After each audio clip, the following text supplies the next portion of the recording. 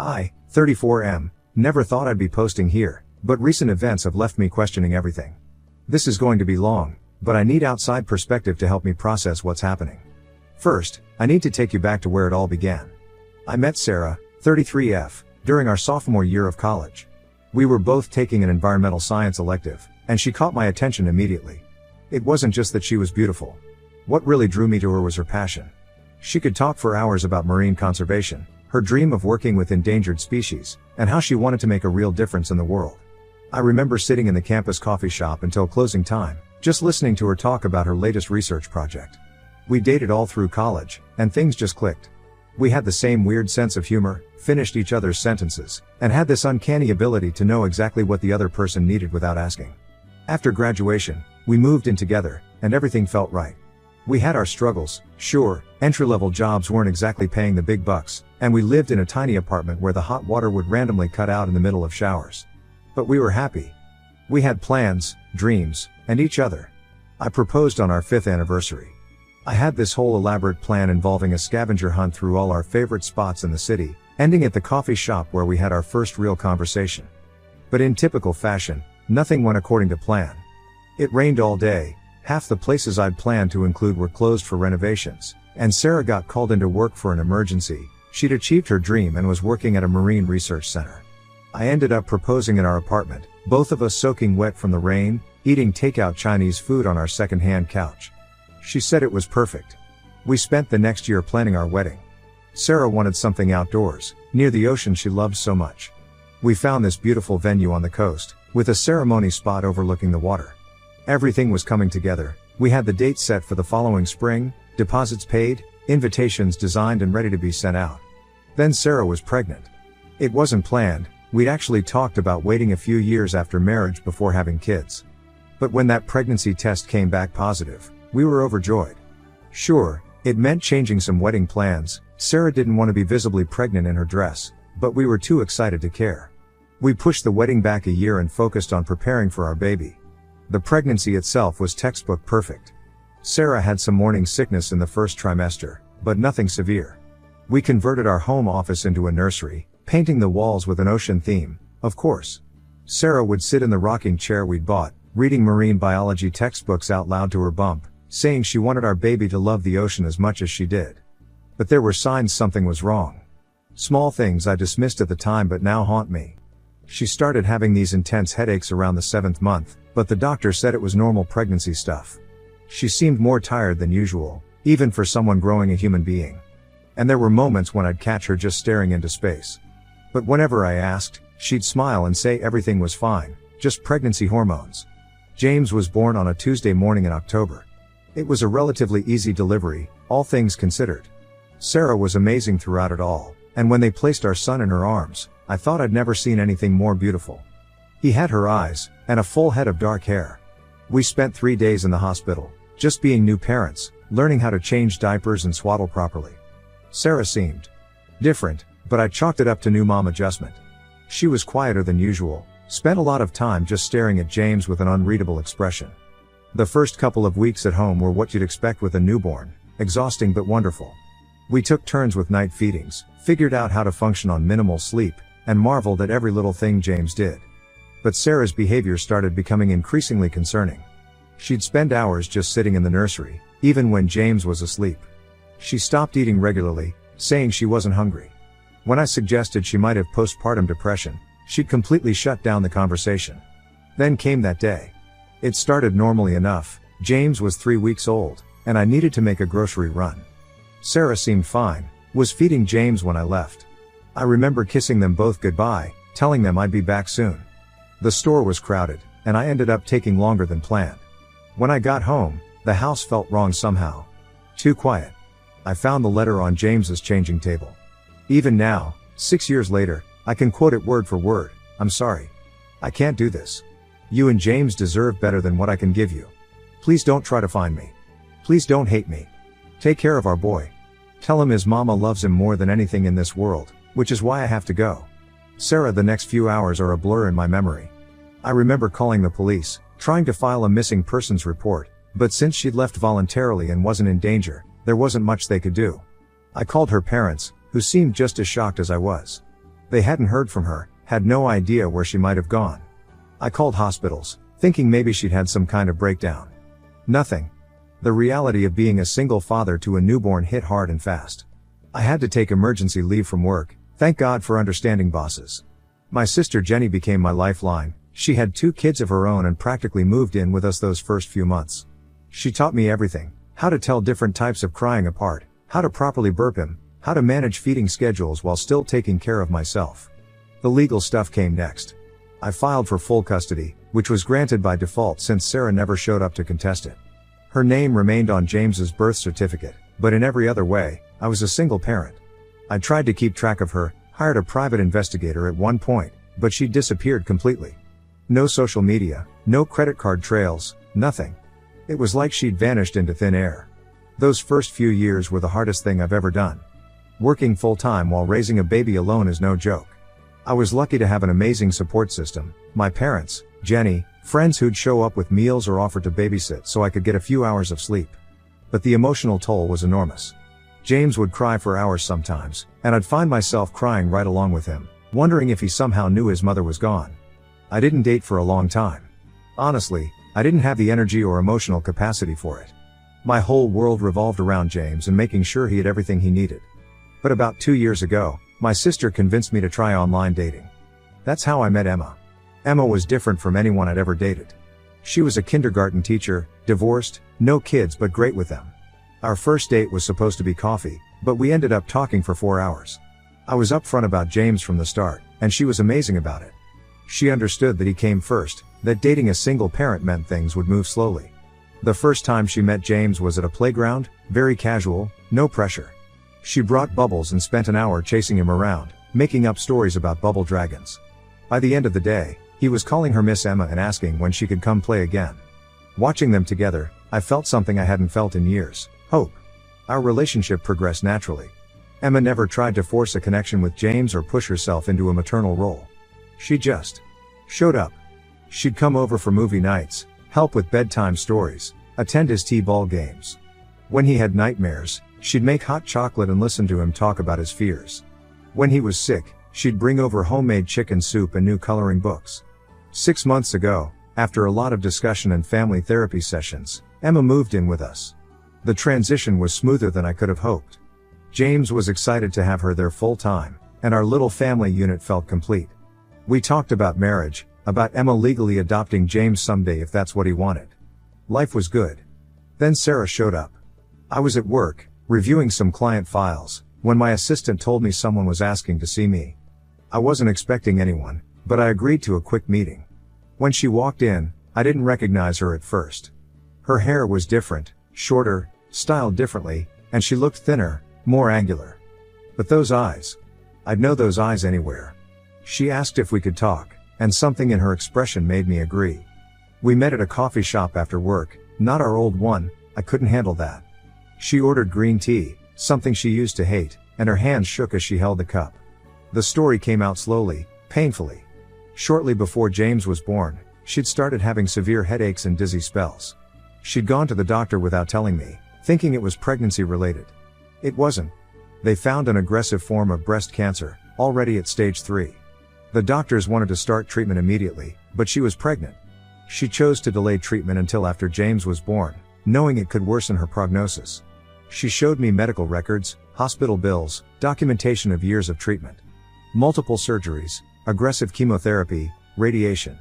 She'd gone through it all alone, living in a small apartment near the hospital, working part-time at a local aquarium gift shop to pay bills when she could. Her parents hadn't known either. She'd cut contact with everyone.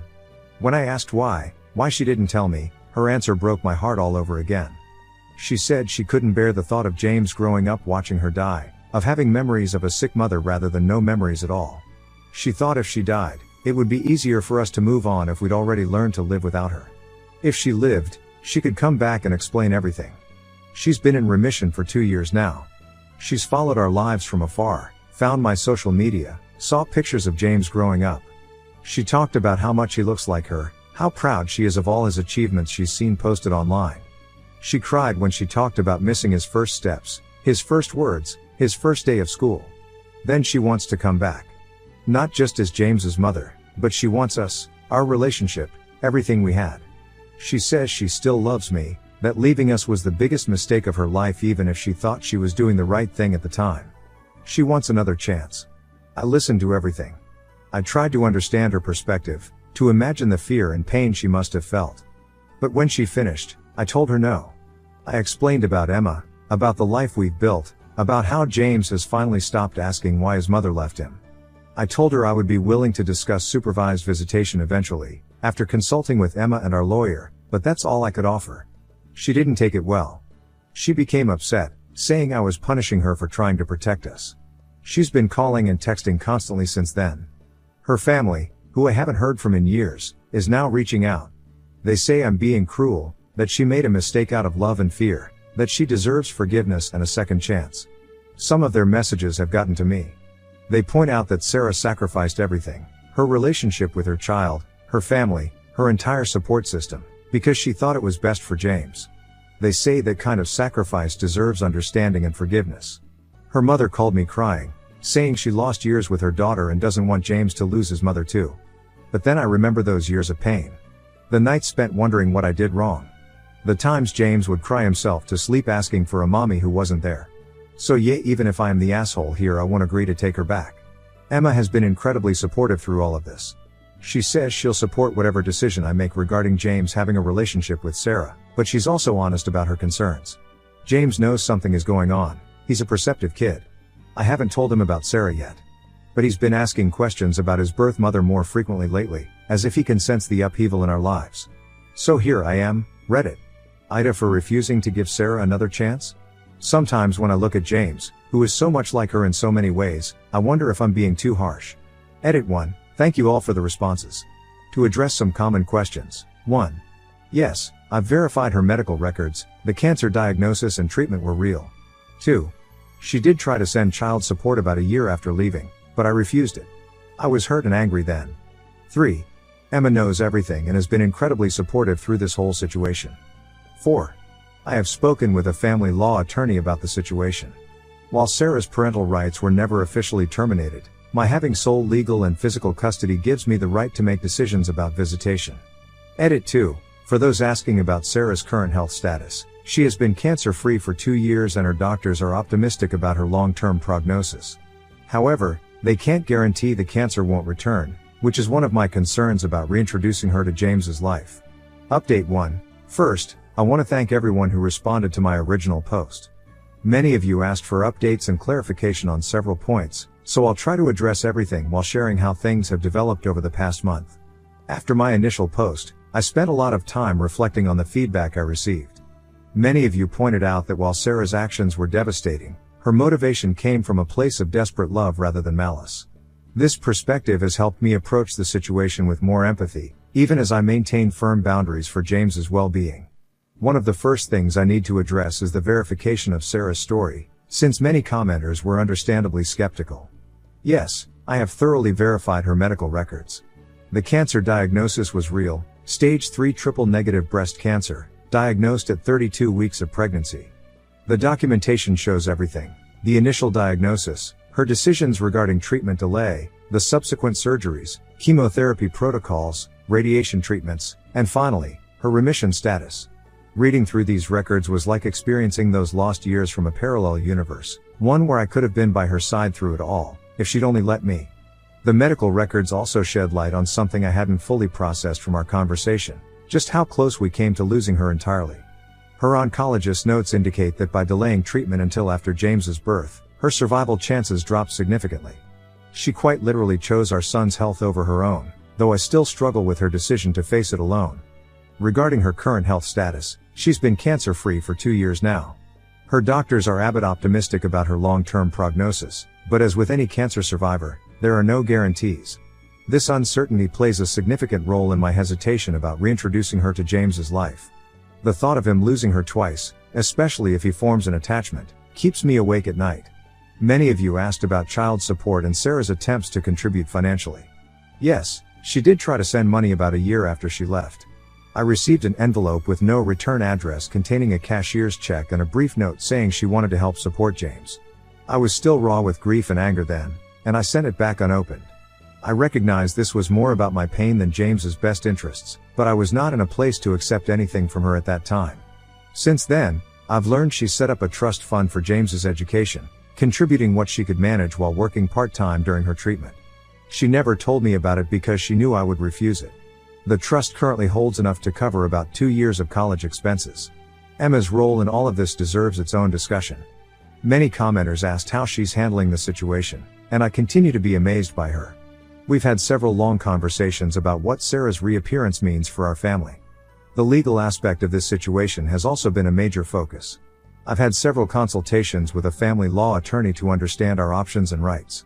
While Sarah's parental rights were never officially terminated, my having sole legal and physical custody gives me significant control over any potential visitation arrangements. The attorney advised that while Sarah could potentially petition the court for visitation rights, judges typically favor maintaining stability in the child's life and would likely support a gradual, supervised reintroduction if any contact is allowed. Sarah's family's involvement has added another layer of complexity to the situation. After years of silence, I'm now fielding calls and messages from her parents, siblings, and even extended family members. Their perspectives range from understanding my caution to outright hostility over my reluctance to immediately welcome Sarah back into our lives.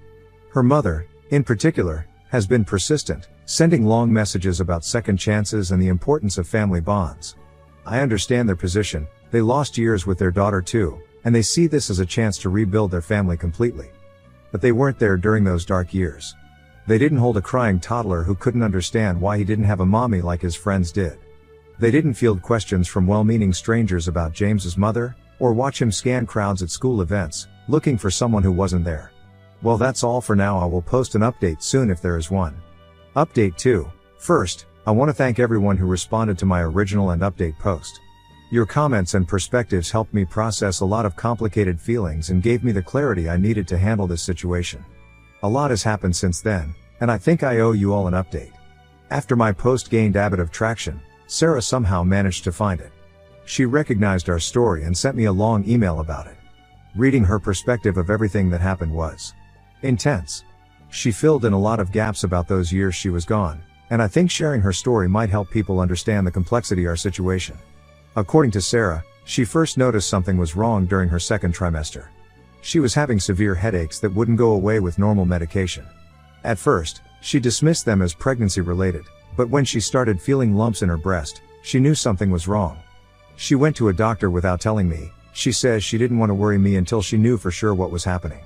The diagnosis came back with stage 3 breast cancer. The doctors wanted to start treatment immediately, but she was pregnant.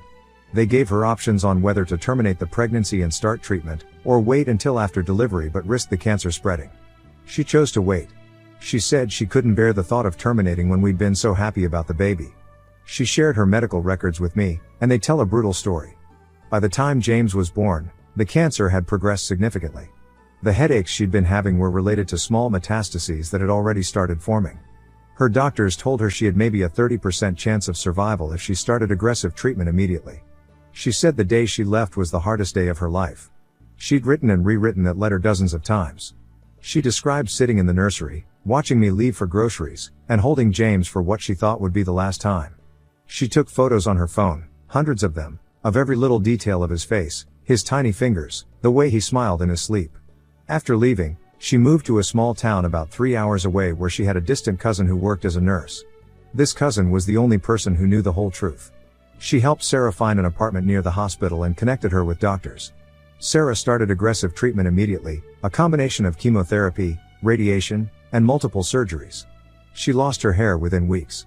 The chemotherapy was so aggressive that she could barely keep food down. She had 3 major surgeries in the first year alone. Her cousin would come by after shifts to help her, as Sarah was often too weak to even get out of bed. She worked when she could at the hospital gift shop, but most of her savings went to medical bills. She tried to send money for James about a year after leaving. She'd managed to save up a few $1,000s from her part-time work. I had refused it, and now I know why. She was literally sending every penny she could spare while going through cancer treatment. What really got to me was learning about how she stayed connected to us. She created an Instagram account just to follow my sister's page, which occasionally had photos of James. Her worst day, she says, was when she saw the first picture of James with Emma on my social media. She said she cried for hours, but also felt relieved that he had someone in his life who could be there for him in ways she couldn't. She never commented or reached out because she was still going through treatment and didn't want to disrupt our lives if she wasn't going to survive. The recovery process was long and difficult. Even after the cancer went into remission, she spent months in physical therapy, rebuilding her strength. She had to learn to write again after nerve damage from chemotherapy affected her hands. She went through extensive reconstructive surgery. It was 2 full years after her remission before her doctors said she was stable enough to consider resuming normal life. She spent that time in therapy, working through her decisions and their consequences. Her therapist helped her understand that while her intentions were protective, her actions had caused significant trauma to both me and James. She worked on developing better coping mechanisms and communication skills. When she finally reached out to me at my workplace, she had spent months planning what to say. She had a whole speech prepared about understanding if I hated her, about being willing to accept any role in James's life that I deemed appropriate. But seeing me in person overwhelmed her, and everything came out wrong. She's been sending me regular updates about her health since our meeting. Her latest scans are clear, and her oncologist is optimistic about her long-term prognosis. She's on a maintenance treatment plan and has checkups every 3 months. She's also continued with therapy. After much discussion with Emma and our lawyer, we've decided to move forward with a very gradual approach to introducing Sarah back into James's life. She will not tell James about her cancer yet. All initial meetings will be supervised by me, and will only happen when James expresses interest in meeting her. She has agreed to sign a legal document stating she will maintain consistent contact once visitation begins. This addresses my fear of her disappearing from his life again. She has also agreed to continue her own therapy and attend co-parenting counseling with me. Emma has been incredible throughout this process. She's secure in her relationship with James and sees Sarah's presence as an addition to his support system rather than a threat to her role in his life. She actually met with Sarah privately to discuss how they can both be positive influences in James's life without creating confusion or conflict. Sarah's family has also been more understanding since I explained our gradual approach plan. They see that we're not cutting Sarah out, but rather trying to reintroduce her in a way that's healthy for everyone, especially James. They've agreed to follow our lead and not mention anything to James until we're ready. I know this update might disappoint those who wanted me to either completely embrace Sarah's return or totally reject her. The reality is messier and more complicated. We're taking small steps, prioritizing James's health, and trying to build something sustainable rather than rushing into changes that could hurt him more in the long run. I want to thank this community again for helping me navigate the initial shock of Sarah's return. Your comments helped me see that there was a middle ground between completely shutting her out and immediately welcoming her back.